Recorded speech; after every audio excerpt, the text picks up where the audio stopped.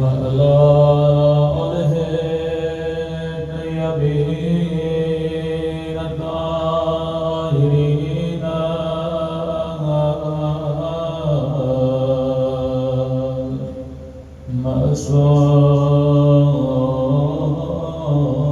معصومين سبحانك اللهم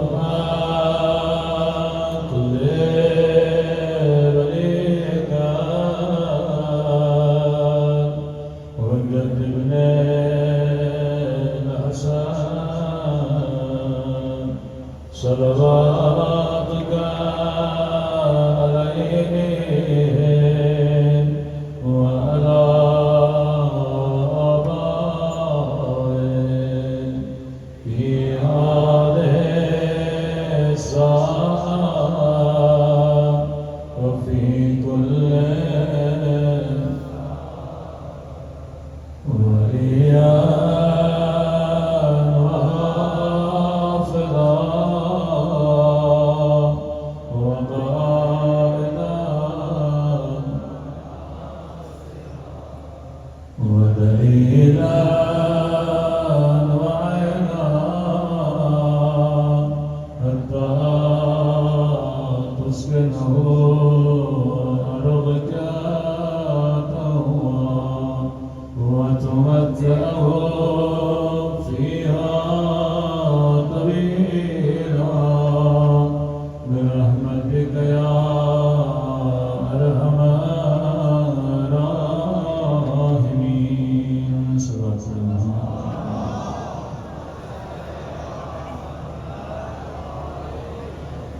بسم الله الرحمن الرحيم. رب اشرح لي صدري ويسر لي أمري واحلل عقدة من لساني يفقهوا قولي. أما بعد فقد قال مولانا الحسين عليه الصلاة والسلام إنما خرجت لطلب الإصلاح في أمة جدي صلى الله عليه محمد وعلى آله.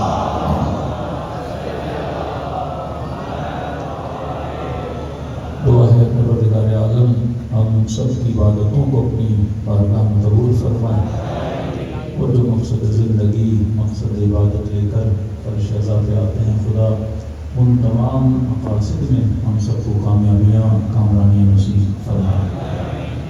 مسلسل آپ کی خدمت میں عرض کر رہے تھے کہ عاشورہ اور اصلاح معاشرہ کسی بھی انسان کی زندگی کو سمجھنا ہو تو اس انسان کی زندگی کے ہدف کو سمجھنا بہت ضروری ہے. اتنی بڑی قربانی امام حسین علیہ السلام نے دی تو امام حسین کا ہدف کیا تھا, مولا حسین کا مقصد کیا تھا؟ اب یقیناً مقصد اتنا تو بڑا ہوگا جس کے لیے اکبر قربان کیا گئے. مقصد اتنا تو بڑا ہوگا جس کے لیے اپنی 4 سالہ بچی کو قربان کرنا پڑا. اب مقصد حسین تھا کیا, مقصد امام تھا کیا؟ اب مقصد کا پتہ تو لگ گیا, لیکن سوال ہے کہ مقصد پورا ہوا کہ نہیں. یہاں مختلف صدیوں میں ہم امام حسین کی مجلسیں تو کروا رہے ہیں, کیا وہ مقصد ہمیں پورا ہوتا ہوا نظر آ رہا ہے کہ نہیں؟ ایک چھوٹی سی مثال دوں گا تاکہ آپ سمجھ جائیں. دیکھیے کسی انسان نے کارخانہ بنایا, اس کارخانے پہ اس نے کروڑوں اربوں لگا دیے. مقصد تھا کہ کارخانہ بننے کے بعد اس کارخانے سے کچھ پروڈکٹس باہر نکلیں. اب کوئی کارخانہ برتن بناتا ہے, کوئی کارخانہ کپڑا بناتا ہے. اب بنانے والے کا مقصد تھا کہ کارخانے سے پروڈکٹ باہر نکلے, یہ اس کا مقصد ہے. لیکن اگر کارخانہ بناتے بناتے آدھا بنا, پروجیکٹ پورا نہیں ہوا, لیکن جو لوگ اس کارخانے سے جڑے ہیں کہ ان کا بھی مقصد پورا ہوا کہ نہیں, تو پتا چلا جو بنا رہا تھا اس کا مقصد تو پورا نہیں ہوا, لیکن جو کارخانے کے ساتھ جڑے تھے, جیسے مزدور ہے ڈیلی مزدوری کر رہا تھا, دہاڑی لے کے چلا گیا, اس کا مقصد تو پورا ہو گیا. جیسے چوکیدار ہے, چوکیداری کرتا ہے, اسے تو کارخانہ بند ہے, اب بھی اسے تنخواہ مل رہی ہے, تو اس کا مقصد تو پورا ہو گیا. اس کی زندہ مثال پاکستان کی اسٹیل مل ہے, لوہا نہیں بن رہا, تنخواہ لینے والے آج تک تنخواہ لے رہے ہیں, تو ان کا مقصد تو پورا ہو رہا ہے. اسٹیل مل کا مقصد پورا نہیں ہوگا. سوال ہے یہ جو کارخانہ حسین ابن علی کا تھا جس کا مقصد امام حسین نے معین کیا، جو لوگ اس کارخانے سے جڑے ہیں وہ تو فائدہ لے رہے ہیں. سیدھی بات ہے، جو لوگ اس کارخانے سے جڑے ہیں، دیہڑی دار مزدور تھا وہ تنخواہ لے کے چلا گیا، چوکیدار تھا وہ تنخواہ لے کے چلا گیا. اب خطیب ہو، نوح خان ہو، مرثیہ خان ہو، سلام پڑھنے والا ہو، وہ کارخانے سے جڑا ہے، اس کا مقصد تو پورا ہو رہا ہے. کوئی خطیب فری میں نہیں آتا، کوئی نوح خان فری میں نہیں آتا. اسے شہرت بھی مل رہی ہے، اسے عزت بھی مل رہی ہے، وہ اپنی تنخواہ بھی لے رہا ہے. لیکن سوال یہ ہے مقصد حسین پورا ہوا کہ نہیں؟ مولا حسین نے جو اپنا خون دیا اس کارخانے کے لیے، کہ جس کارخانے سے حبیب نکلنے تھے، جس کا مقصد تھا کہ سلمان بنائے جائیں، جس کا مقصد تھا کہ ابو ذر غفاری بنائے جائیں، جس کا مقصد تھا کہ جناب زہیر بنائے جائیں. آج مسئلہ یہ ہے کہ لوگ سسٹم کے ساتھ تو جڑ گئے لیکن یہ بھول گئے کہ مقصد حسین کیا ہے. تشہیر مجھے تو مل رہی ہے، پروٹوکول آپ کو تو مل رہا ہے، مال و دولت آپ کو تو مل رہی ہے، لیکن یہ احساس بھی ہے کہ مقصد حسین پورا ہوا کہ نہیں. ہو سکتا ہے آپ کا ایک کلپ چل جائے، آپ کا کوئی نوحہ چل جائے، آپ کی کوئی مجلس چل جائے، لاکھوں ویوز آپ کو مل جائیں، اس سے فائدہ کس کو ہو رہا ہے؟ فائدہ میری ذات کو ہو رہا ہے. لیکن سوال ہے کہ کیا میرے نوحے سے مقصد حسین پورا ہوا کہ نہیں؟ میری مجلس سے مقصد حسین پورا ہوا کہ نہیں؟ میرے ماتم سے مقصد حسین پورا ہوا کہ نہیں؟ میرے گریے سے مقصد حسین پورا ہوا کہ نہیں؟ ایسے تو کوئی ہندو بھی آ جاتا ہے، جھولے میں منت چڑھا دیتا ہے، حسین تو اسے بھی بچہ دے دیتے ہیں. کہا کیونکہ یہ لالچ لے کر آیا تھا، امید لے کر آیا تھا. حسین کسی کو خالی ہاتھ واپس نہیں بھیجتے. لیکن سوال یہ ہے کون ہے جو مجلس عظام حسین کے لیے آیا ہے، جو جناب زہرا کے دل کو خوش کرنے کے لیے آئے، جو مقصد حسین کو پورا کرنے کے لیے آئے. تو ابا عبداللہ حسین آپ کا مقصد کیا تھا؟ مولا کا مقصد یہ تھا کہ ایک ایسی نسل کی تربیت کی جائے جو وقت کے یزیدوں کے مقابلے میں کھڑے ہونے کا حوصلہ رکھے. ایسے بہادر بچوں کو پیدا کیا جائے جن کے وجود میں خوف نہ ہو، جو ذلت کی زندگی کو پسند نہ کریں بلکہ عزت کی موت کو گلے لگا دیں. یہ مقصد ابا عبداللہ حسین تھا. اور آج آپ کو یہ مقصد نظر آیا کہ پوری دنیا کے مسلمان زور و ظلم و طاغوت کے سامنے جھکتے ہوئے نظر آئے، لیکن یہ صرف علی اور اولاد علی کے ماننے والے تھے جنہوں نے وقت عزیزوں کا مقابلہ کیا. تو آج شیعہ سر فخر سے بلند کر سکتا ہے، اور بلند کیوں کر رہا ہے؟ کیونکہ اس کا تعلق حسین ابن علی سے ہے. کربلا ہمیں شرافت سکھاتی ہے، کربلا ہمیں بہادری سکھاتی ہے، کربلا ظالموں کے سامنے جھکنا نہیں بلکہ ڈٹ کے لڑنا سکھاتی ہے. صلوات پر محمد و آل محمد.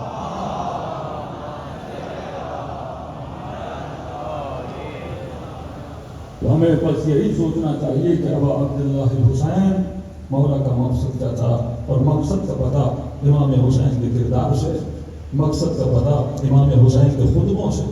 مدینے میں کیا خطبہ دیا، مکے میں کیا خطبہ دیا، راستے کے درمیان کیا خطبہ دیا، عاشوراء کے دن امام حسین نے کیا کلام کیا. آج کتنے لوگ کلام امام حسین کو پڑھتے ہیں؟ اگر آپ پڑھیں تو آپ کو مقصد امام حسین کا پتہ لگ جائے گا. فرماتے ہیں انما خرجت لطلب الاصلاح، میں حسین اس لیے نکلا ہوں تاکہ اپنے جد کی امت کی اصلاح کروں. ایک ایسی امت جو بھول چکی ہے کہ رسول کی سنتیں کیا تھیں، ایک ایسی امت جو بھول چکی. آج برملا مفتی ممبروں پہ کہتے ہیں کہ حاکم فاسق بھی ہو، حاکم فاجر بھی ہو. یہاں تک مفتی طارق مسعود نے کہہ دیا کہ ہمارا تو عقیدہ ہے، ہمارا تو عقیدہ ہے اور بیسک عقیدہ ہے. حاکم کیسا بھی ہو، آپ اس میں فسق لگاؤ، آپ اس میں زنا لگاؤ، آپ اس میں شراب لگاؤ، جو لگانا ہے لگاؤ، اور کیسا بھی ہو، ہم اہل سنت کا عقیدہ ہے تو اس کے خلاف قیام کرنا کیا ہے؟ حرام ہے. یہاں دو آئیڈیولوجیز نے جنم لیا. ایک آئیڈیولوجی امت عامہ مسلموں کی، ایک آئیڈیولوجی کربلا کی آئیڈیولوجی کہ حسین سر کو کٹا دے گا اور فاسق کے سامنے سر جھکانے کے لیے تیار نہیں ہوگا. کبھی پورا پاکستان اپنی زکات حاکم کو دیتا ہے، شیعہ زکات حاکم کو نہیں دیتا، کیونکہ ہم جس کے ماننے والے ہیں امر کے ماننے والے ہیں. ہمارے یہاں شرائط بڑی سخت ہیں، تو ہمارا مزاج مسلمانوں سے الگ ہے کیونکہ ہم کربلائی مزاج والے ہیں. حسینی مزاج والے ہیں اور دنیا نے دیکھا کہ حسینی مزاج کیا ہوتا ہے. مولا فرماتے ہیں کہ انما خرجت لاصلاح امت جدی میں اس لیے نکلا تاکہ اپنے جد کی امت کی اصلاح کروں.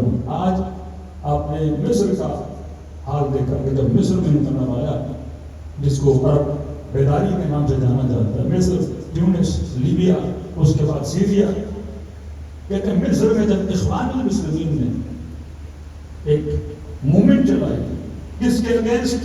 حاکم کے اگینسٹ.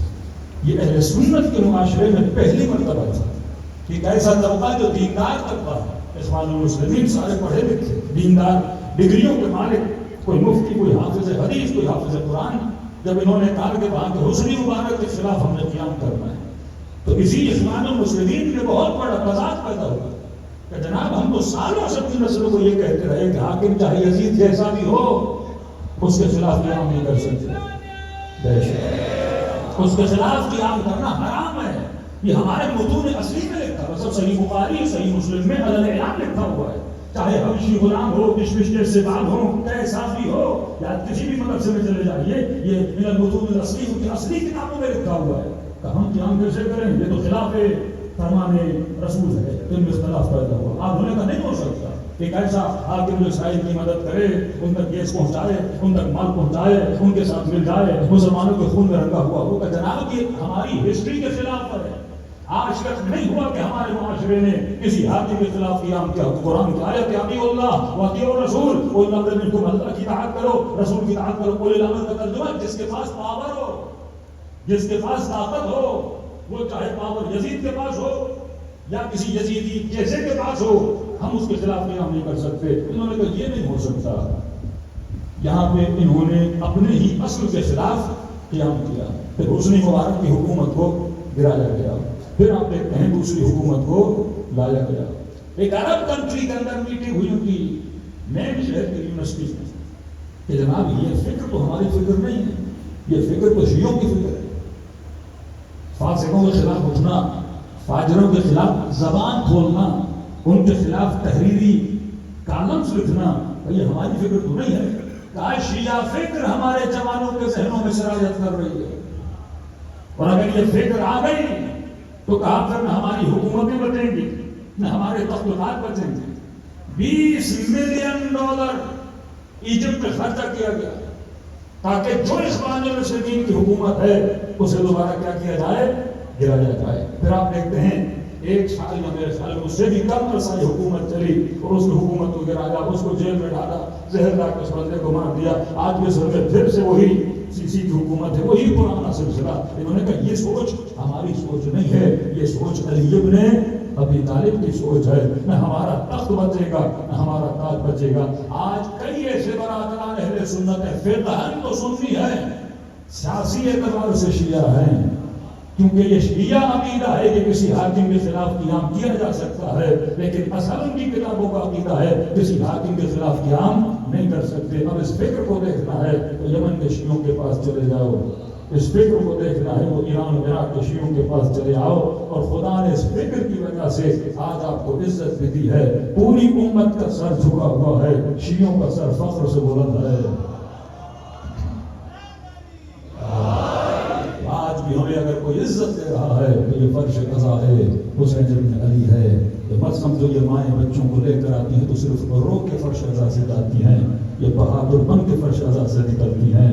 یہ باپ بوڑھا جب فرش قضا پہ بیٹھتا ہے تو اکبر کے مسائل سنتا ہے تو بہادر بن کے فرش قضا سے نکلتا ہے. تو کربلا ہمیں بہادر بناتی ہے، کربلا ہمیں صبر کا حوصلہ دیتی ہے. اگر کوئی پوچھے کہ فرش قضا کا فائدہ کیا ہے، کل میں نے کہا کہ 10 عین زبان یاد کرنے بڑا آسان ہے.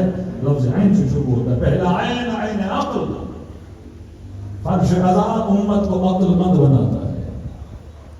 امیر المومنین فرماتے ہیں عقل مند کا پتہ عقل مند کے چناؤ سے چلتا ہے. اور کہا کہ شیعہ سب سے عقل مند ہیں کیونکہ شیعوں نے اپنا امام کسے چنا؟ علی ابن ابی طالب کو چنا.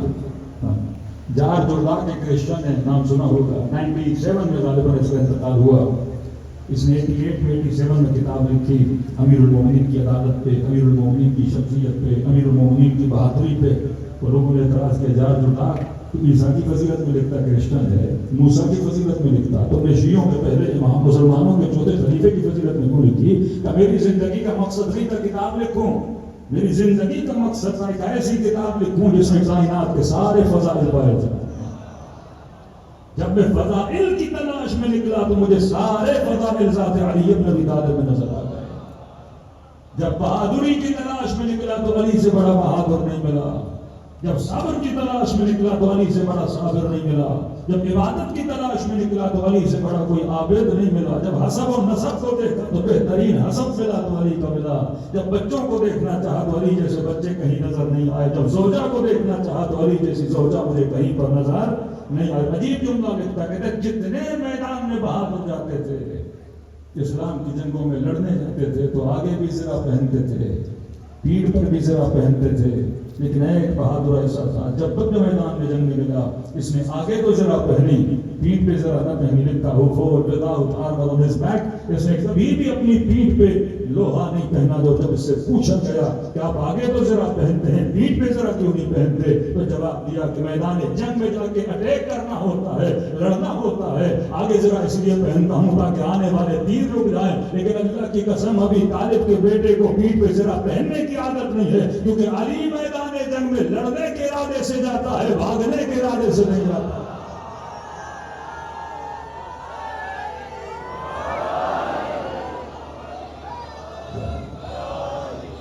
اب جس کا مولا وہ ہو جس نے کبھی میدان چھوڑا نہ ہو تو اس کے چاہنے والے کیوں میدان چھوڑیں گے؟ چاہے کتنی بھی لیڈرشپوں کو شہید کر دیا جائے لیکن شیعہ میدان چھوڑنے والا نہیں ہے۔ میں نے کل ہی آپ کی خدمت میں رکھا، یہ وائس لیک ہوئی ہے اسرائیل کے جنرلز کی کہ جب فیصلہ ہونا تھا کہ جنگ ختم کریں یا نہ کریں تو 3 جنرلز نے کہا کہ ختم کرو۔ کیوں؟ کہ اب ان کا محرم شروع ہونے والا ہے، یہ محرم میں حد سے زیادہ بہادر بھی بن جاتے ہیں اور ان کے اندر جذبہ حسینی بھی آ جاتا ہے، تو یہ قوم شہادت سے ڈرنے والی قوم نہیں ہے۔ ارے جن کا مولا یہ کہے، جن کا آقا یہ کہے، جن کا امام یہ کہے کہ واللہ لابن ابی طالب انسب الموت من الطفل بصدی امه، خدا کی قسم علی کو موت سے اتنی محبت ہے جتنی چھوٹے بچے کو اپنی ماں کے دودھ سے محبت ہوتی ہے، تو ان کی نسلیں کبھی موت سے گھبراتی نہیں ہیں۔ آپ کبھی کبھی اپنے بچوں کو ہسٹری سنایا کرو، تارا چنار کے بہادروں کی ہسٹری سنایا کرو، کبھی زینبیوں کی بہادروں کی ہسٹری سنایا کرو۔ یہ کون تھے جنہوں نے ظالموں کو روکا؟ یہ کون تھے جو ان کے مد مقابل لڑے؟ پاکستان میں ایک ایسا علاقہ جس میں 8 لاکھ شیعہ رہتے ہیں، تقریباً 2004 سے کوشش کی جا رہی ہے کہ ان شیعوں کو یہاں سے دھکیلا جائے، جن کے پورے اطراف میں دشمنان اہل بیت رہنے والے ہیں، لیکن آپ ان کی ہمت دیکھیں گے، آپ ان کے حوصلے دیکھیں گے کہ جن کی ماؤں کو، ان کے بچوں کو ٹکڑے ٹکڑے کر کے تھیلیوں میں بھر کے ان تک پہنچایا گیا، لیکن ان ماؤں کے حوصلے نہیں ٹوٹے، کیونکہ یہ کربلا ہے جو ماؤں کو بہادر بناتی ہے، یہ کربلا ہے جو حوصلہ دیتی ہے کہ اگر اس راہ میں جان بھی قربان کرنی پڑے تو گھبرانا نہیں، کیونکہ یہ عزت کی موت ہے، ذلت کی زندگی نہیں ہے۔ صلوات پڑھے محمد و آل محمد۔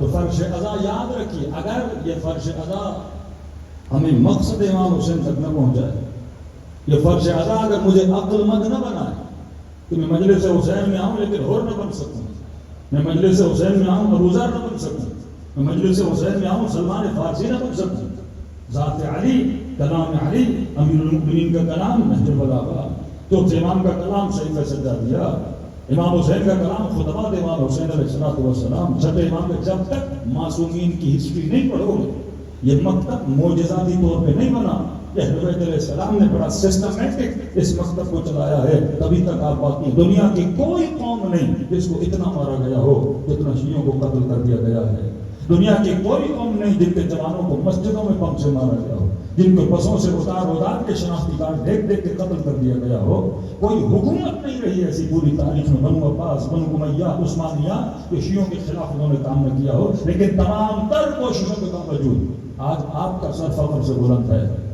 آج پوری دنیا میں آپ کا نام لیا جاتا ہے، آج دشمن کے وجود میں اگر خوف کی علامت آتی ہے تو آپ کے رہبروں کا نام لیتے ہوئے آتی ہے، یہ خدا نے عزت کیوں دی ہے؟ یہ فرش ازا ہے، حسین ابن علی کی وجہ سے ہے۔ کبھی صدام نے سوچا تھا کربلا میں اتنا بڑا اربعین ہوگا. 35 سال حکومت کرنے والا صدام آج کہاں ہے عراق میں اس کا نام و نشان؟ ہر چوک پہ ہر بوتھ پہ اگر فوٹو لگا ہے تو لبیک یا حسین کا لگا ہے.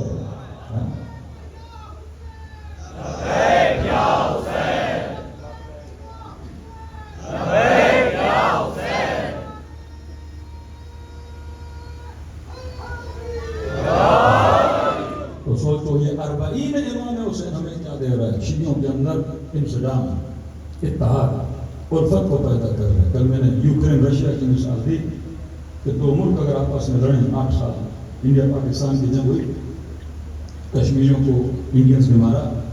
اب لاکھ کوشش کر لیں کشمیریوں کے دل میں انڈیا کی محبت نہیں آ سکتی. 3 سال ہو گئے یوکرین رشیا آپس میں لڑ رہے، لیکن کبھی بھی جب یہ جنگ ختم ہوگی ان کے اندر محبت پیدا نہیں ہوگی. 8 ایئرس 8 سال عراق اور ایرانی آپس میں لڑے، 2.5 لاکھ لوگ ایران میں شہید ہوئے، 2 لاکھ لوگ وہاں پہ مارے گئے. لیکن دیکھیے دنیا نے نہیں دیکھا کوئی ایسا ملک جو 8 سال آپس میں لڑے ہوں.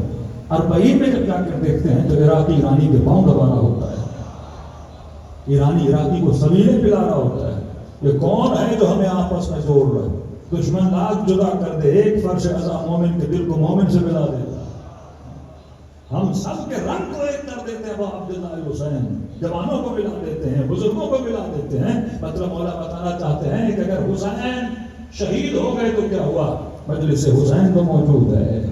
یہ کلام ابا عبداللہ ہے جو آپ کی سماعتوں تک پہنچتا ہے تو پھر آپ کے دل میں الفتوں اور محبتوں کو پیدا کرتا ہے. تو درسائن یاد کر لیں اور اس پہ عمل کریں. واقعاً اگر عمل کریں گے تو مقصد امام حسین بھی کیا ہوگا؟ پورا ہوگا. پھر وہ آنسو اگر معرفت کے ساتھ آنکھ سے نکلا پھر جواب آتا ہے بنا آنسوؤں کی خریدار جناب سیدہ فاطمہ زہرا بن جاتی ہیں. فرمایا میں اس لیے نکلا تاکہ اپنی امت کی کیا کروں؟ اصلاح کروں. 5 مجلسیں ہیں جتنا وقت ہو. ایک ہے اصلاح درون، اندر کی اصلاح، باہر کی اصلاح، گھر کی اصلاح، کون سا دوست ہونا چاہیے اس کی اصلاح، میری بیوی کا میرا لباس کیسا ہونا چاہیے اس کی اصلاح. خود امیر المومنین فرماتے ہیں عقل مند کا پتہ اس کی سلیکشن سے چلتا ہے، اس کے انتخاب سے چلتا ہے. آپ شیعہ نماز اور غیر شیعہ نماز کا فرق دیکھ لیں. سفر میں جائیے بسوں میں ایئرپورٹس پر، ہمارے بھائی جب نماز پڑھتے ہیں کوئی بھی آگے کھڑا ہو جائے پیچھے جماعت کرنا شروع کر دیتے ہیں. شیعہ بڑا سینسیٹیو ہے، 10 لوگ بھی کھڑے ہیں تو دیکھتا ہے. شرط ہے امام جماعت حلالی ہونا چاہیے، شرط ہے وضو میں کوئی بڑا عیب نہیں ہونا چاہیے، شرط ہے کہ معاشرے میں اچھی پہچان رکھنے والا ہو. ایسا نہیں ہر بندہ وہاں پہ کھڑا، صحیح العقیدہ ہونا چاہیے. جب ہم 2 منٹ کے لیے کسی ایسے پیش امام کو برداشت نہیں کرتے تو امت کی امامت کے لیے کسی کو برداشت کیسے کریں گے؟ یہ تربیت فرش عزا حسین ابن علی. ہمیں ہر چیز میں دیکھو بہتر سے بہتر چناب ہونا چاہیے. وہ شیعہ ہے ہی نہیں جو بدتر چناب کرے. وہ چاہے گھر ہو، وہ چاہے زوجہ ہو، وہ چاہے دوست ہو، وہ چاہے غذا ہو، وہ چاہے لباس ہو، وہ چاہے امام ہو، وہ چاہے پیش امام ہو، کسی کا بھی انتخاب ہو تو فرمان انتخاب کی بنیاد کس پہ ہونی چاہیے؟ عقل مندی پہ ہونی چاہیے. کیونکہ اگر تم نے عقل مندی کے اعتبار سے زندگی میں انتخاب نہ کیا، اپنی زندگی کو خراب کرو گے. خدا یہ زندگی ایک بار دیتا ہے، بار بار نہیں دیتا. رسول خدا فرماتے 2 چیزیں جب چلی جائیں گی تو بڑا پچھتاؤ گے. عقل مند بنو. یا رسول اللہ کون سی چیز؟ فرمایا الشباب والعافیہ. 2 چیزیں جانے کے بعد انسان بڑا پریشان ہوتا ہے. فرمایا ایک جوانی، جوان جب جوانی چلی گئی یہ پلٹ کے واپس نہیں آتی. یا لیت الشباب متى يعود، اے جوانی پھر کب پلٹ کے آؤ گی؟ فرمایا جوانی پلٹ کے نہیں آتی. ہاں اچھی زندگی گزارو گے تو جنت میں پلٹا کے جوانی دی جائے گی، لیکن اگر بری زندگی گزارو گے تو جوانی پلٹ کے نہیں آتی. دوسرا فرمایا العافیہ، صحت. کسی بوڑھے سے پوچھو جوانی کی قدر کیا ہے. جوانی میں انرجی، جوانی میں طاقت، جوانی میں حوصلہ. فرمایا جو کچھ کرنا ہے جوانی میں کرو. اپنی جوانیوں کو اپنے غلط ڈیسیژن سے تباہ و برباد نہ کیا کرو. دوسری فرمایا العافیہ، صحت. عقل مند بندہ اپنی صحت کا خیال رکھتا ہے. لیکن جان ہے تو جہان ہے. اگر یہ جان ہی نہیں ہوگی تو جہان کیسے دیکھو گے؟ امیر المومنین کی جان دیکھو، صحت اہل بیت علیہ الصلوۃ والسلام دیکھو. حضرت عباس 13.5 سال کے ہیں جب جیسے فلم میں کہتے ہیں ایسے لڑ رہے تھے، بڑے بڑے بہادر عباس کو دیکھ کے بھاگ رہے تھے. ہاں جو کہ روٹی کھانے والے، ابلے ہوئے کدو کھانے والے، لیکن صحت کیوں ہے؟ کیونکہ اہل بیت نے اپنی دنیا کو بھی دیکھا، اپنی آخرت کو بھی دیکھا، کس وجہ سے؟ اپنے انتخاب کی وجہ سے۔ تو فرمایا پہلا فائدہ مجلس ابا عبداللہ الحسین کا کہ مجلس انسان کی عقل کو کیا کرتی ہے؟ مضبوط کرتی ہے۔ کہ زندگی میں فیصلے تمہارے صحیح ہونے چاہیے۔ سلیکشن ان ریلیشن، سلیکشن دوست کس کو بنانا ہے، پھر اس کے ساتھ میرا ریلیشن کیسا ہونا چاہیے۔ فرمایا دو چیزیں اگر تمہاری صحیح ہو گئی، آج کسی نشے سے بھی پوچھو گے نا، نشہ اچھی چیز ہے یا بری؟ کہے گا بری چیز ہے۔ مولا فرماتے ہیں کہ چیزوں کو ڈائگنوز کرنا آسان ہے۔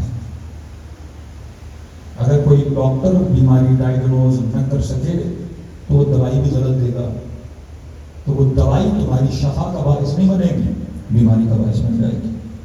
تو فرمان اصلاح وجود کے لیے سب سے پہلا قدم ہے ڈائگنوز، کہ میرا مسئلہ کیا ہے۔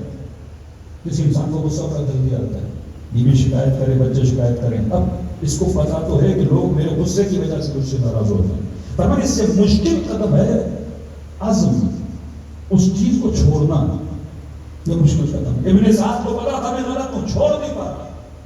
شیخ کو پتا ہے میں غلط ہوں، چھوڑ نہیں پا رہا۔ ہور کو پتا تھا میں غلط ہوں، لیکن عزم تھا، ارادہ تھا، اس چیز کو چھوڑ پائے۔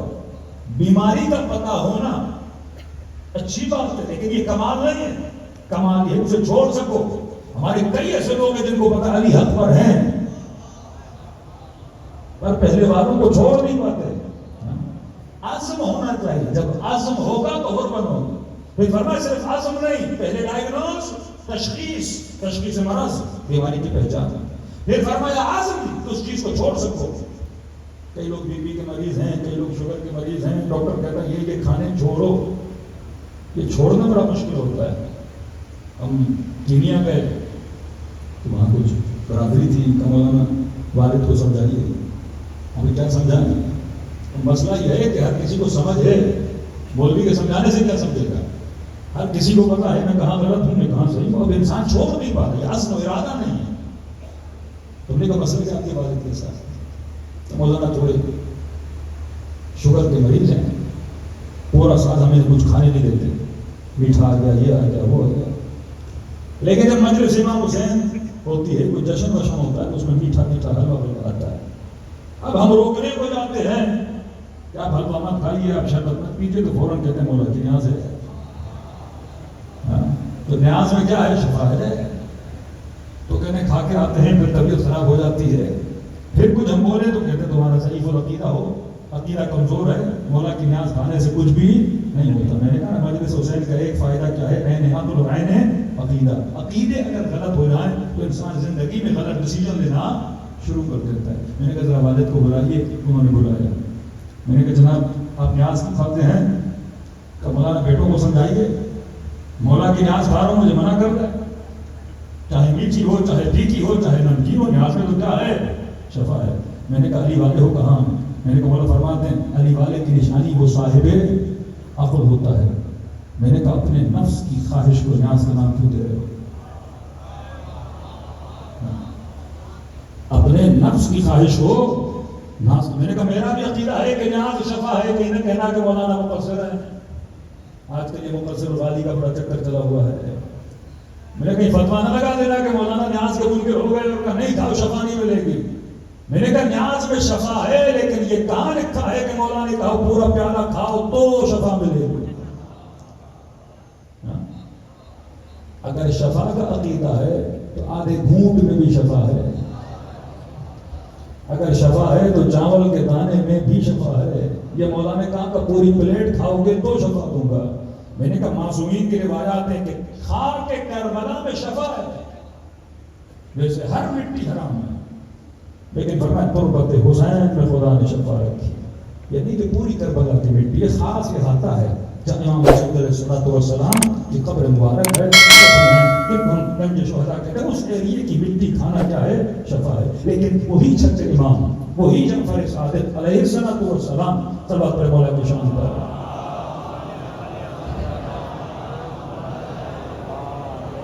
مولا فرماتے ہیں کہ اللہ نے میرے جد کی تربت میں مریضوں کے لیے شفا رکھی ہے۔ مریض آیا، مولا کیا کرو؟ امام نے فرمایا خاک کو لانا، چھوٹی سی شیشی میں چھپا کے رکھنا، اور شیشی کا دروازہ زیادہ کھولنا نہیں، لوگوں کے منظر میں زیادہ رکھنا نہیں، کیونکہ اگر شیشی کھولو گے تو جنات بھی آتے ہیں، اس سے فائدہ لیتے ہیں، اور اس مٹی کا اثر کیا ہو جاتا ہے؟ ختم ہو جاتا ہے۔ تو آپ وضو کرنا، 3 مرتبہ قل هو اللہ پڑھنا، اور بڑی ترتیب سے مٹی کو کھولنا، چھوٹی سی خاک لینا۔ میں نے کہا شفا ہے، یعنی پوری سجدے کا کھاؤ تو ملے گی، یعنی تھوڑی سی مٹی لینا نیت شفا سے، پھر خدا میرے جد کے صدقے میں تجھے کیا دے گا؟ شفا دے گا۔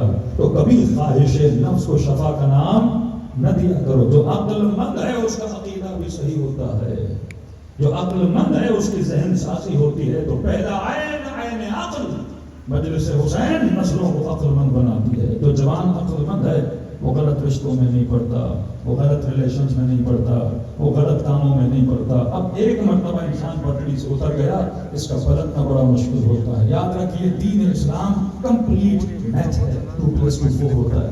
یہ جوان اپنے ذہن میں بٹھا دیں۔ حضرت یوسف کہہ رہے ہیں اگر خدا رحم نہ کرتا، ان النفس لامارۃ بالسوء، یہ نفس مجھے کس میں ڈال دیتا؟ برائی میں ڈال دیتا۔ آج کوئی جوان یہ کہے کہ مولانا میں پانی میں جاؤں لیکن بدن گیلا نہ ہو، یہ پاسبل نہیں ہے۔ آپ اگر اس وادی میں، اس میدان میں چلے گئے، پھر انسان کا بچنا بڑا مشکل ہے۔ وہ زندگی کی مثال ہے نا کہ پھانسڑا کا پھنس گیا، جب پھنس گئے تو اس کے بعد تڑپنے کا فائدہ کوئی بھی نہیں ہے۔ مولانا فرماتے مچھلی جب شکار ہو گئی تو اسے کھایا جائے گا۔ اصل ہے کہ اپنے شکار ہونے سے بچے۔ اس معاشرے میں شکاری بہت ہیں، کوئی ایمان کا شکاری، کوئی کردار کا شکاری، کوئی تمہیں کہاں سے کہاں لے کر جائے گا۔ کمال یہ ہے کہ یہ جوان علی والا ہو، یہ کسی کا شکار نہ بنے، اور شکار کب نہیں بنے گا؟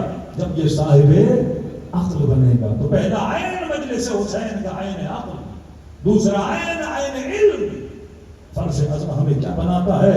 عالم بناتا ہے۔ فرش ازم ہمارے ذہنوں کو نالج دیتا ہے، کیونکہ علم ہوگا تو انتخاب سے ہوگا۔ فرمان بدن کی غذا کے کھانے پینے، عقل کی غذا علم ہے۔ جتنا اپنے عقل کو غذا دو گے، آج جماعت سوچے سوشل میڈیا پہ کتنے گھنٹے لگاتے ہو؟ 2 گھنٹے، 4 گھنٹے۔ میں نے تو انسٹاگرام اور فیس بک کا نام ہی پولیس رات رکھا ہے۔ بندہ چلتا جائے، پتہ نہیں آج تو کیا ہے، مطلب آپ کی پسند کو دیکھتا ہے۔ آپ نے 5 سیکنڈ کسی پکچر پہ لگا تو ویسی پکچر آنا شروع ہو جائیں گی۔ ایک مولوی کو 1 منٹ دیکھو گے کوئی مولوی آتا رہے گا، ایک گویوں کو دیکھو گے کوئی آتا رہے گا، اور پیچھے سسٹم میں بیٹھا ہوا تمہاری فکر کو بھی سمجھ رہا ہے کہ تمہاری نیچر کیا ہے، تجھے پسند کیا ہے، تجھے ناپسند کیا ہے، اس حساب سے معاشرے میں کام کرتا ہے۔ فرمایا فحش فلموں میں ریسرچ کی گئی سب سے زیادہ کون سے ممالک ہیں جو گندی چیزیں دیکھتے ہیں، فحش فلمیں دیکھتے ہیں، اس میں سر فہرست میں مسلمان ملکوں کا نام تھا۔ پاکستان کو 3 نمبر پر تھا۔ پھر شہر بھی انہوں نے لکھے ہوئے تھے، پنجاب کا کوئی شہر تھا، فرمایا اس شہر کے لوگ سب سے زیادہ گندی چیزیں دیکھتے ہیں۔ تو مطلب دشمن کو پتا رہتا ہے کہ کون سی نسل، کون سے جوان زیادہ کون سی چیزیں دیکھ رہے ہیں۔ اب ان ساری گندگیوں سے ہمیں کون نکال رہا ہے؟ فرش ازائے حسین بخاری۔ یہاں آتے ہو جو عقل پہ زنگ لگ جاتا ہے، امام حسین اپنے ذکر سے زنگ کو کیا کر دیتے ہیں؟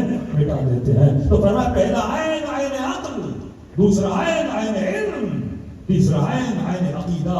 فرش ازا برے عقیدوں سے ہمیں صاف کرتا ہے۔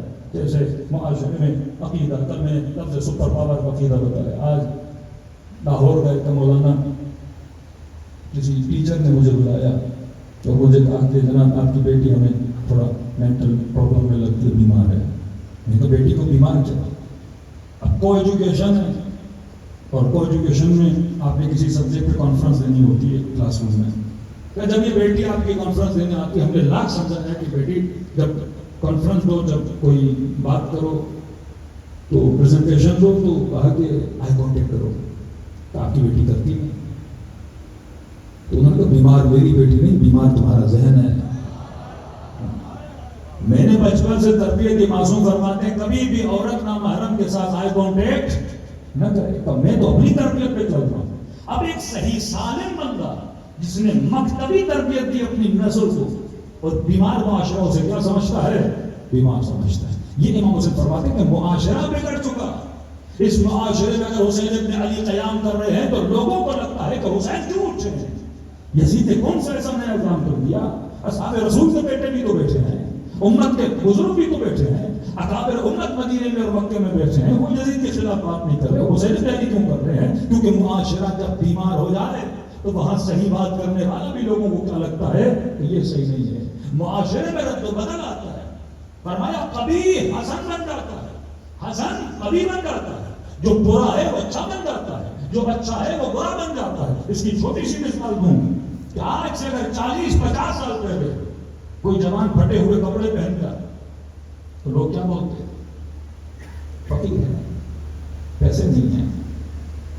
لیکن آج پہن کے آتا ہے، ماڈرن ہے، براڈ مائنڈڈ ہے، اوپن مائنڈڈ ہے، پڑھا لکھا ہے۔ ہمارے گاؤں میں ایک جوان تھا، اسے بڑا شوق تھا ناچنے کا، گانے کا، ڈانس کا۔ تب چھوٹا سا گاؤں ہے، لوگوں کو کیا پتا کہ ماڈرن فیشن کیا ہوتا ہے، تو خود کہہ رہا ہے میں بڑی محنت سے، عید کا دن آنے والا تھا اور اس میں کوئی فنکشن تھا اور میں نے تھوڑا ڈانس وانس کرنا تھا، تو میں نے کہا ذرا ماڈرن انگلش کپڑے پہنوں۔ کہتا بڑی مشکل سے کوئی جینس لایا اور جینس کو میں نے خود ہی دیکھ کر پھاڑنا شروع کیا۔ پھاڑ واڑ کے جینس رات کو میں نے تیار کر کے ٹانگ دی کہ صبح ہوگی اسی کو پہن کے جاؤں گا اور فنکشن میں جا کے ڈانس کروں گا۔ کہتا 3-4 گھنٹے محنت کی میں نے رات کو، صبح جیسے اٹھا تو میری جینس کو کسی نے سی لیا تھا۔ میں غصہ چلا، میں نے اتنی محنت کس نے سیا؟ تو کہتا میری بوڑھی ماں نے کہا بیٹا میں نے سمجھا پھٹ گئی ہے تو میں کیا کروں، اسے سی دوں۔ اس زمانے میں یہ سوچ بھی نہیں تھی کوئی بندہ پھٹے ہوئے کپڑے پہنے گا، اسے قبیح مانا جاتا تھا۔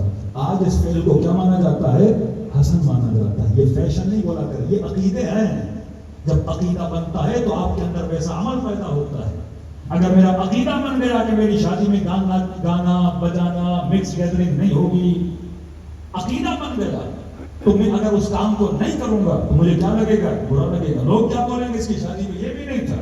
غلط عقیدے میرے اندر غلط اعمال کو پیدا کرتے ہیں۔ حسین کا عقیدہ صحیح، اصحاب حسین کا عقیدہ صحیح، سیدہ زینب کا عقیدہ صحیح، تو ان کے اندر سے جو عمل باہر نکل رہا ہے وہ عمل بھی کیا ہے؟ صحیح ہے۔ یزید کا عقیدہ بگڑا ہوا ہے، کوفے والوں کے عقیدے بگڑے ہوئے ہیں، مکے والوں کے عقیدے بگڑے ہوئے ہیں۔ یہی مکہ، یہی کوفہ، امام حسین فرماتے اگر میرے ساتھ آؤ گے تو شہادت ملے گی، لیکن یاد رکھنا اگر حسین کا ساتھ نہیں دیا تو فرمایا میرے بعد تم میں سے کوئی خوش بھی نہیں رہے گا۔ یہی لشکر تبابین مارے گئے لیکن فری میں مارے گئے، کوئی ان کو جزا نہیں ملی۔ کتنے لوگ ہیں جناب حنظلہ کے بیٹے، 8 بیٹے عبداللہ ابن حنظلہ، رسول خدا کے صحابی جن کا لقب ہے قصید الملائکہ۔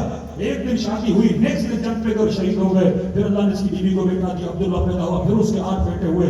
اتنا عظیم القدر اور جلیل القدر صحابی، اور یہی مدینے میں امام حسین کے ساتھ کربلا میں نہیں گئے، لیکن اس کے بعد یزید سے مل کے آئے، اور ملنے کے بعد جب یہ واپس آئے اہل مدینہ کو کہا کہ میں نے زندگی میں ایسا فاسق نہیں دیکھا، اے کاش ہم حسین کا ساتھ دیتے اور تاکہ یزید کے مقابلے میں لڑتے۔ پھر واقع ہررا ہوا، 8 بیٹوں کے ساتھ مارا گیا، لیکن یہ مرنا کس کام کا؟ کربلا میں مارا جاتا۔ آج امت اس کو سلام کرتی۔ امام حسین نے فرمایا صحیح وقت میں صحیح ڈیسیجن لو، صحیح وقت میں معاشرے کو پہچانو۔ جب معاشرے کے اندر عادتیں بدل جائیں، جب صحیح غلط پر آ جائے، غلط صحیح پر آ جائے، جب غلط عقیدہ صرف یہ نہیں، امامت تو مطلب پورا کردار امامت کا عقیدہ ہونا چاہیے، توحید کا عقیدہ ہے تو پورا یقین ہونا چاہیے آپ کے وجود میں کہ قیامت بھی ہے، آخرت بھی ہے۔ معصوم فرماتے ہیں من اصلح آخرتہ، جس نے اپنی آخرت کی اصلاح کی خدا اس کی دنیا کی اصلاح کرتا ہے۔ جس نے اپنی آخرت کی فکر کی خدا اس کی دنیا کی فکر کرتا ہے۔ چھٹے امام جعفر صادق علیہ السلام، جوان آیا مولا کے پاس، مولا تنگست فقیر ہوں۔ امام نے فرمایا تو آخرت کی فکر کر، خدا خود تیری دنیا کو بنا دے گا۔ عقیدہ مضبوط۔ آج بگڑے ہوئے عقیدے، یہ سیکولرزم، یہ لبرلزم، یہ ٹی وی، یہ میڈیا۔ ایک ایئر ہوسٹس جہاز میں ملی تو مولانا میرا دل نہیں ایئر ہوسٹس بنوں، کیونکہ یہاں نامحرموں کے سامنے آ کے ہنسنا پڑتا ہے۔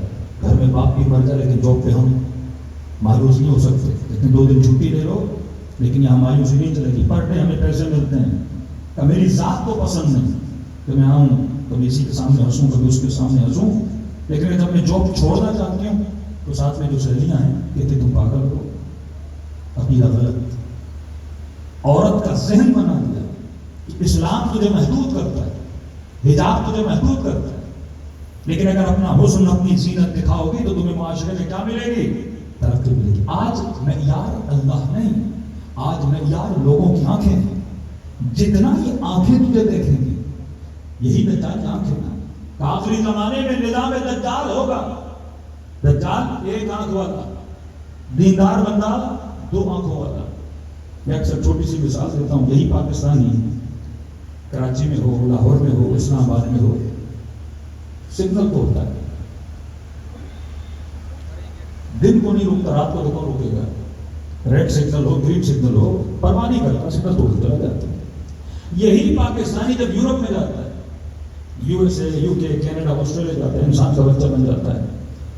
رات کے 3 بجے ہم گاڑیوں میں بیٹھے ہیں، رک جاتے ہیں، بھائی کوئی نہیں دیکھ رہا، نہیں مولانا سگنل دیکھ رہا ہے. ایک آنکھ دیکھ رہی ہے جس کو بولتے ہیں کیمرہ کی آنکھ. ہماری شرافتیں کیمرہ کی آنکھیں بناتی ہیں. یہ دجالی آنکھ. اچھا کیمرہ کی آنکھ سے اتنا خوف کیوں ہے؟ پاکستان میں نہیں، وہاں کیوں بن جاتا ہے خوف؟ کیونکہ کیمرہ کی آنکھ مجھے ایک نقصان دیتی ہے. اللہ کی آنکھ دیکھے گی تو ایک نقصان ہے، لیکن مجھے اس نقصان کی پرواہ نہیں، مجھے اس کیمرے کی آنکھ کی بڑی پرواہ ہے. یہ دجالی نظام، ون آئے، سنگل آئے، جو آپ کے موبائل کے اندر بھی ہے، روڈوں پہ بھی لگا ہے، آفسوں میں بھی لگا ہے، ہر جگہ یہ کیمرہ ہے. لیکن میں کس کیمرے سے ڈرتا ہوں؟ میں نے کہا یہ کیمرے تو پاکستان میں بھی لگے ہیں، اب وہاں کیوں نہیں رکتے، یہاں کیوں رک رہے ہیں؟ کہ مولانا وہاں چلے بھی گئے، پولیس والے کو 500 دے کے جان چھڑا سکتے ہیں. پتا ہوتا ہے نا، آگے بڑا تھوڑی بات چیت کریں گے، 1-2 فون لگا دیں گے، آگے نکل جائیں گے. کہاں میں اتنی محنت کر کے گھر کو چھوڑا، ماں باپ کو چھوڑا، 20-20 لاکھ 40-40 لاکھ لے کے یورپ آیا. ایک ہدف اور مقصد تھا کہ پیسہ بناؤں، دن کی دہاڑیاں لگاؤں، پر اگر مجھے 12 پاؤنڈ 14 پاؤنڈ ملتے ہیں مولانا محنت کرتا ہوں. اور اگر میں نہ رکا تو یہ کیمرے کی آنکھ مجھے ایک نقصان دے گی. ایک فائن جب آئے گا تو پاکستانی 2 لاکھ دینے پڑیں گے، 4 لاکھ دینے پڑیں گے، 400 پاؤنڈ دینے پڑیں گے، 500 پاؤنڈ دینے پڑیں گے. تو مولانا میں آیا ہی پیسہ کمانے ہوں، اور اگر یہ سگنل توڑا تو نقصان کس کو ہوگا؟ میرے دین کو نہیں، ایمان کو نہیں، میرے مال کو نقصان ہوگا. دجال لوگوں کو کنٹرول کرے گا. کس چیز کے ذریعے سے؟ مال کے ذریعے سے کنٹرول کرے گا. تنہائی میں ہے بٹ کیمرے سے ڈر رہا ہے، کیونکہ کیمرہ اس کے مال کو نقصان دے رہا ہے. اب مولا فرماتے ہمارا چاہنے والا ایک ہی آنکھ کو دیکھتا ہے، چاہے تنہائی میں ہو، وہ خدا کی آنکھ کو دیکھتا ہے. جس کے دل میں اس آنکھ کا خوف ہے وہ ہو بنتا ہے. جس کے دل میں اس آنکھ کا خوف ہے. جوان امام حسین کے پاس، مولا حسین کا گناہ کرنا نہیں چاہتا، عادت ہے. امام نے فرمایا 2 کام کر، اس کے بعد جو دل آ جا کے گناہ کر، تجھے خود ہی چھوٹ ہے. بڑا خوش ہوا، مولا کوئی سولوشن دے رہے ہیں. پہلا سولوشن یہ کہ ایسی جگہ پہ جا کے گناہ کر جہاں خدا کی آنکھ نہ دیکھے. جا کے کوئی زمین کا ایسا کونا ڈھونڈ یہ آنکھ تجھے نہ دیکھے. کہ مولا کسی کوئی زمین کا کونا نہیں. دوسرا سولوشن یہ اللہ کا رزق کھانا چھوڑ دے. جس کا نمک کھاؤ اس کے ساتھ نمک حلالی کیا کرو. فرمایا نظام اہل بیت میں رہنے والے کے پاس 2 آنکھیں ہوتی ہیں، وہ اپنے مال کو بھی بچاتا ہے، وہ اپنے دین کو بھی بچاتا ہے. آئے چھٹے امام کے پاس، مولا تنگست ہوں، فقیر ہوں. امام نے فرمایا تو اپنی آخرت کی فکر کر، خدا تیری دنیا بنا دے گا. یہ جوان کہتا ہے چھٹے امام کی محفل سے نکلا، کیا دیکھا؟ گلی کے اندر ایک تھیلی پڑی ہے. تھیلی اٹھائی، کھولی، 700 درہم تھیلی کے اندر تھے. میں نے کہا بھائی کتنی جلدی دعا قبول ہو گئی. یا چھٹے امام سے ملا کہ مولا میرے لیے دعا کریے. نکلا ہی نہیں تو امام نے مجھے سمجھو لکھپتی بنا دیا. ذہن میں خیال تو آیا، مومن کا عقیدہ صحیح ہوتا ہے. اس نے سوچا کہ نہیں جعفر صادق کا ماننے والا. مولا فرماتے ہیں زمین سے ملی ہوئی چیزوں کے مالک تم نہیں ہو، کسی اور کا مال غیر ہے. بینک میں گئے، اچانک آپ کو 10 لاکھ مل کے مومن کہے کہ بس مجلس میں جاتا، مولا حسین سے دعا مانگی تھی اور اللہ نے 10 لاکھ دلا دیے. نہیں جناب، یہ فکر باطل ہے. عقیدہ صحیح تو بندہ صحیح راستے پہ. بھروسہ کس پہ کرنا ہے؟ اللہ کی ذات پہ. کہتا میں نے کہا ڈھونڈوں تو صحیح اس کا مالک کون ہے، کہیں پہ اعلان کر رہا ہوں. جا رہا تھا بازار سے گزرا، دیکھا لوگوں کا رش لگا ہوا ہے. کیا ہوا جناب؟ کہ ایک بندہ بے ہوش ہو گیا. اٹھایا، ہوش میں آیا. آپ بے ہوش کیوں ہو گئے، کیا ہوا؟ کہ میں تجارت کی غرض سے مدینے آیا تھا، پیسے میرے گر گئے. کتنے پیسے تھے؟ کس میں تھے؟ کہ ہمیان کے اندر تھے. کتنے تھے؟ 700 درہم تھے. ہمیان کا کلر کیا تھا بتا دیا. تاجر گھبراؤ نہیں، تیرے پیسے میرے پاس ہیں. کسی امین کو تیرے پیسے ملے ہیں، ضرورت نہیں ہے. بڑا خوش ہوا. کس نے تھیلی دی؟ اس نے انعام کے طور پہ اس سے 70 درہم نکال کے دیے. یہ بھی روش معصومین ہے. اگر کوئی جوان اچھا کام کرتا ہے تو اسے آپ کیا دو؟ اپریشیٹ کرو نا. اپنی نسلوں کو اپریشیٹ کیا کرو. اگر کوئی اچھا کام کرے ان کی تشویق کیا کرو. اگر کوئی آپ کا مال ڈھونڈے چند روپے اسے دیا کرو. 70 ملے اس کو. اس نے شکریہ ادا کیا. خوشی خوشی چھٹے ماں کی خدمت میں آیا کہ مولا صبح آپ نے دعا کی، اللہ نے آج مجھے رزق عطا کر دیا. مولا نے کہا اتنی جلدی 70 درہم کہاں سے آئے؟ اس نے سارا قصہ سنایا. مولا تیری ملی، اس نے 70 دیے. مولا اتنے خوش ہوئے، امام نے اپنی جیب سے 30 اور نکالے اور اس کے ہاتھ پہ رکھے. اب اس کے پاس ہو گئے 100 درہم. چھٹے امام نے فرمایا یہ بتا اگر تو 700 اٹھاتا تو عدد میں زیادہ تھے لیکن برکت میں کم تھے. ابھی جو 100 تیرے پاس ہیں یہ حلال بھی ہیں اور خدا نے اس میں برکت بھی رکھی ہوئی. فرمایا تو اپنی آخرت بنا، خدا تیری دنیا بنائے گا. تو فکر آخرت کر، پھر اللہ پہ چھوڑ دے، خدا فکر دنیا کرے گا. اپنے عقیدوں کو صحیح کر. بھروسہ کس پہ ہونا چاہیے؟ رب کی ذات پر. یزید نے تو یہ سوچا تھا نا امام حسین کو ختم کر دے گا، نہ نام حسین رہے گا نہ نام اولاد حسین رہے گا. لیکن ایک وعدہ خدا کا ہے، تو اللہ کی راہ میں ثابت قدم رہ، پھر دیکھ خدا تیرے نام کو کیسے بلند کرتا ہے. صلوات پڑھے محمد و آل محمد.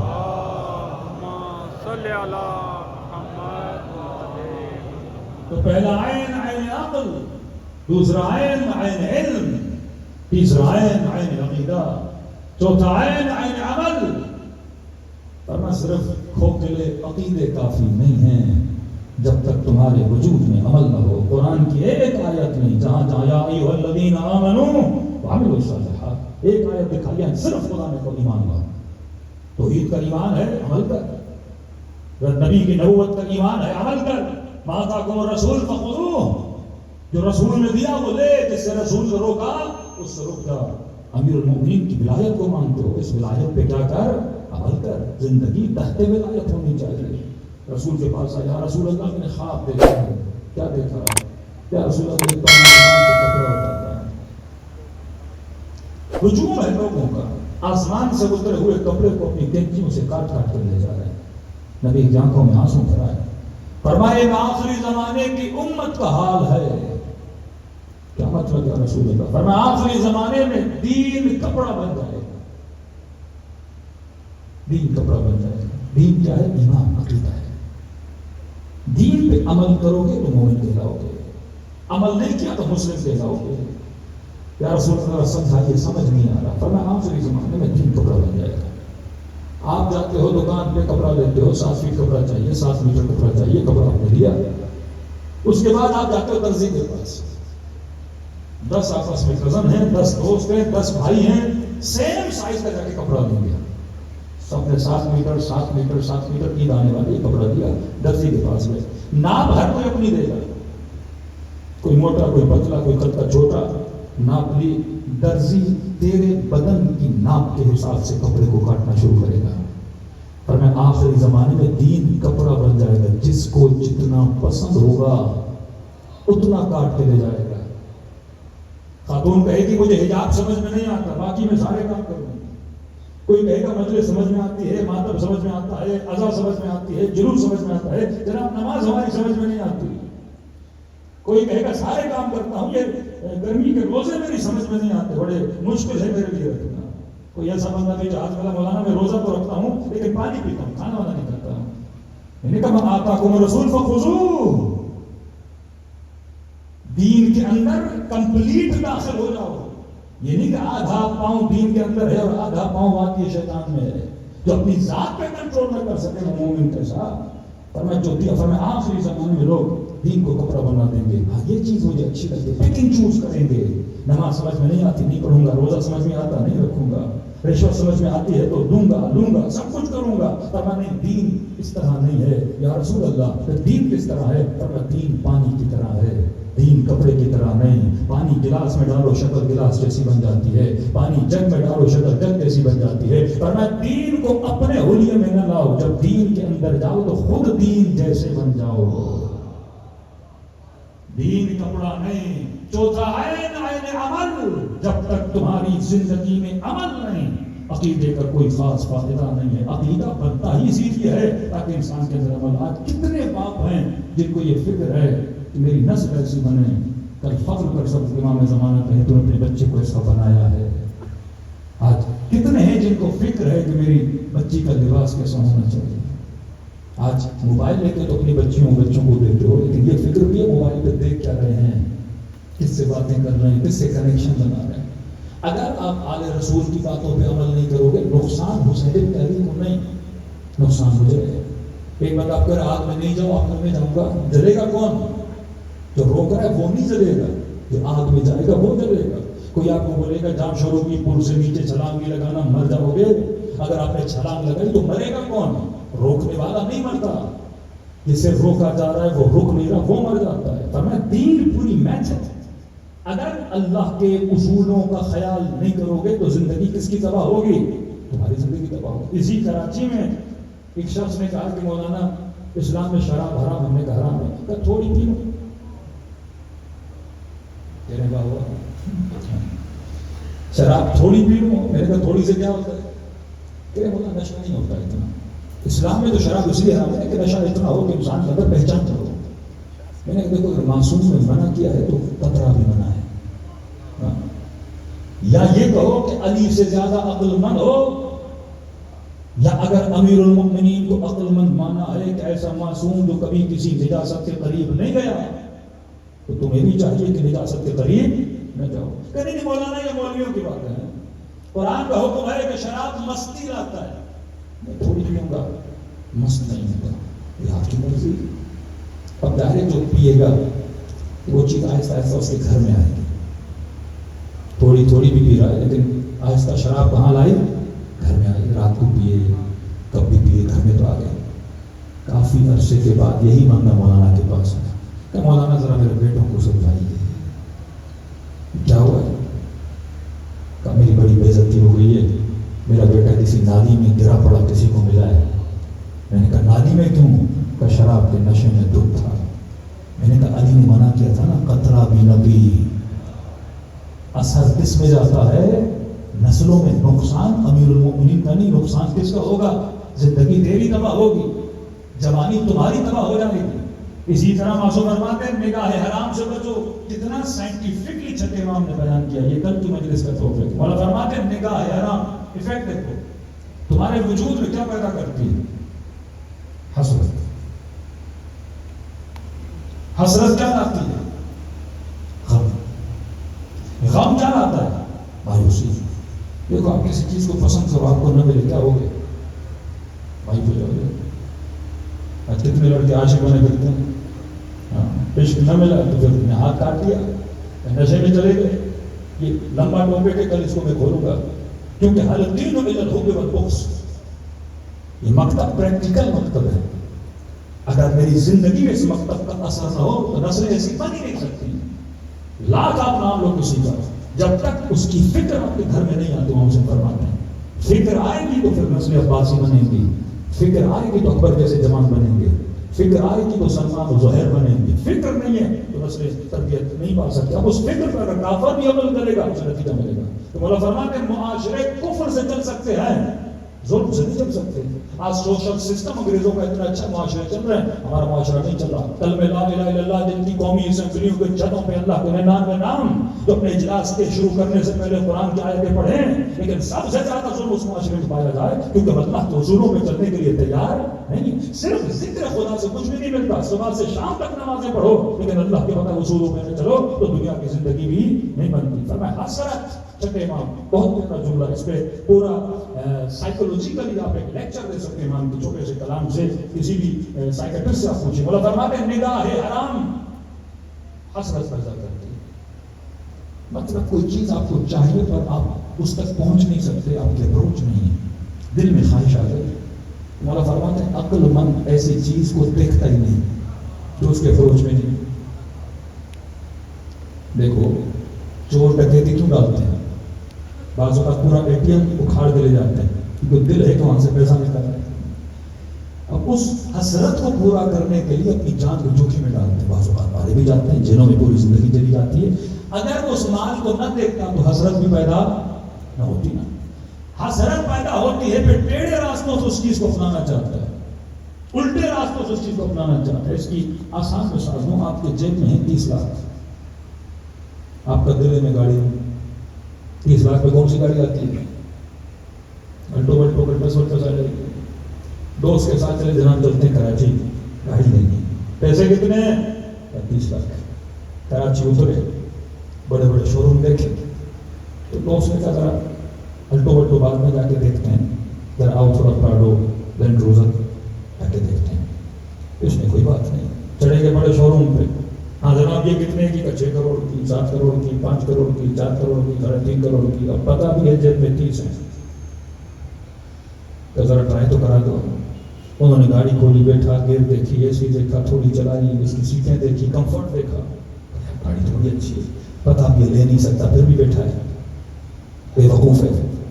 پتا بھی لے نہیں سکتا پھر بھی بیٹھا ہے. اب چھٹے ماں کا قول سننا, ساری گاڑیاں دیکھی, اچھی لگنے لگی. 1 گھنٹے 2 گھنٹے 3 گھنٹے 4 گھنٹے اس میں لگا دیے گھومتے پھرتے. آخر میں دوست کو کہا کہ جناب لینے تو کیا آئے تھے؟ کلٹس لینے آئے تھے, آلٹو لینے آئے تھے. وہاں سے نکلا, کلٹس والے شو روم میں گھسا. اب جب کلٹس کو دیکھے گا نہ اس کا ہینڈل اچھا لگے گا, نہ اس کی سیٹیں اچھی لگیں گی, نہ جب ریس دے گا اچھا اس میں تو پک اپ ہی نہیں ہے, یہ گاڑی کیسی. لیکن لینی تو یہی ہے, لے گا آخر میں یہی. حیدرآباد تک کسی میں ڈرائیو کرتا ہے لیکن منہ اترا ہوا, اندر میں مایوسی, کیونکہ اس چیز کو دیکھا تھا اسے پا نہ سکا, اور جو ملا اس پہ خوش نہ رہا. تبھی معصوم فرماتے کسی کے بڑے گھر کو دیکھ کر اپنی جھوپڑیوں کو تباہ نہ کیا کرو, اپنی ضرورتوں کو اتنا بڑھایا کرو. عقل سے سوچو جناب, جب چیز ہے ہی نہیں تو جا کیوں رہا ہے. دوسری مثال 2 طرح کے فقیروں کی مثال ہے. 2 دن سے فقیروں نے کچھ بھی نہیں کھایا. کسی نے کہا میرے گھر پہ آئیے, دال روٹی آپ کو کھلا دیتے ہیں. فقیر تو خوش ہوگا نا, 2 دن سے کچھ نہیں کھایا, اللہ کا شکر ہے 2 روٹی مل گئی. ایک فقیر کو کہا کہ آپ گھر آؤ لیکن فوڈ اسٹریٹ کے راستے سے آؤ. دوسرے کو کہا کہ فلاں گلی سے آنا تھا, سارے دکانیں بند ہیں. دونوں فقیر آ رہے ہیں آپ کے پیاز دال اور روٹی. ایک فقیر آیا بند گلیوں سے, سنسان گلیوں سے آپ کے گھر تک پہنچا. دوسرا فقیر آیا فوڈ اسٹریٹ سے, نہاری دیکھی اس نے, چرچے دیکھے اس نے, مرغے دیکھے اس نے, کڑھائیاں دیکھی اس نے. اب دونوں بیٹھے سفرے پہ, بتاؤ خوشی خوشی کون کھائے گا؟ جس نے کچھ نہیں دیکھا, جس نے چرچے ورغے دیکھے اسے دال بھی اچھی نہیں لگے گی. جب نگاہوں کو حرام میں مبتلا کرو گے, صبح سے شام تک فیس بک اور انسٹاگرام پہ اپنی آنکھوں کو بدبختیوں میں ڈالو گے تو پھر گھر کی دال بھی اچھی نہیں لگے گی. مایوسی اور حسرتوں میں چلے جاؤ گے. یہ سائنس ہے جو معصومین بتا رہے ہیں. فرمایا اپروچ ہے جو چیز کو حاصل کر سکتا. اپروچ نہیں, اپنی عقل سے سوچ کے اپروچ ہی نہیں ہے. یہ جو نظام بنایا ہے یہ سنگل آئی کا نظام ہے. انسٹاگرام پہ کہ مولانا میری بیوی مجھے سکون سے کھانا نہیں کھانے دیتی. میں نے کہا ہوا کیا کہ ٹیبل پہ کھانا بنا ہوتا ہے, ہاتھ لگاؤں گے تو رکو پہلے ایک فوٹو لوں, انسٹاگرام پہ چڑھاؤں, پھر کھانا کھانا ہے. مطلب میں چاہتا ہوں لوگوں کی آنکھیں مجھے کھاتے ہوئے دیکھیں, گھومتے ہوئے دیکھیں, زیارت پہ جا رہے 100 فوٹو میں اپلوڈ کرنے. یہ نہیں کہ یہ ٹائم میں حسین کی زیارت پہ لگاؤں, یہ ٹائم میں 2 رکعت نماز پہ لگاؤں.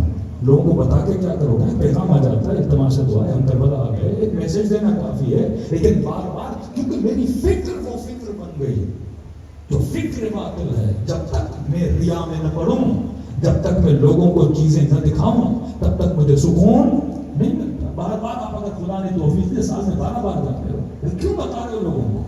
معصوم فرماتا اپنا سفر بار بار کسی کو نہ بتا. ہو سکتا ہے اسی حیدرآباد میں کوئی ہو جو 20 سال سے کربلا نہ گیا ہو. اس کے دل میں کیا پیدا کر رہے ہو؟ حسرت. اور کیا بتا رہے ہو؟ میرے پاس اتنا پیسہ ہے کہ میں 10 بار جا سکتا ہوں. آج پاس اس ممبر پر آنے والے بڑی گاڑی رہتے ہیں, فوٹو نکال کے فیس بک پہ ڈال کے ہاں میں فضل حسین ابن علی, امام حسین کا فضل و کرم ہے کہ مولا نے گاڑی دلائی. امام نے یہ کہا تو گاڑیاں دے کے فوٹو اپنے میڈیا پہ ڈالتا رہے تاکہ غریبوں کے دلوں میں کیا پیدا کر. حسرتیں پیدا کر. فکر جب غلط ہو نام حسین بھی لیتا ہے, عمل کیا ہو جاتا ہے, غلط ہو جاتا ہے, اپنی نیکیوں کو ضائع کر دیتا ہے. تو فرمایا یہ مکتب, یہ مجلس انسان کی فکر کو کیا کرتی ہے, صحیح کرتی ہے. معصوم فرماتے ہیں حسرتوں سے بچو, اور یہ فکر تب صحیح ہوگی جب انسان کا عقیدہ صحیح ہوگا, اور عقیدہ تب کامیاب ہوگا جب انسان میدان عمل میں چلے گا. سب پڑھے محمد والا.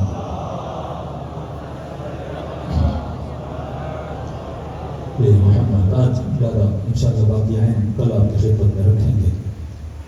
ہمارے استاد تھے کہتے میں تہران کے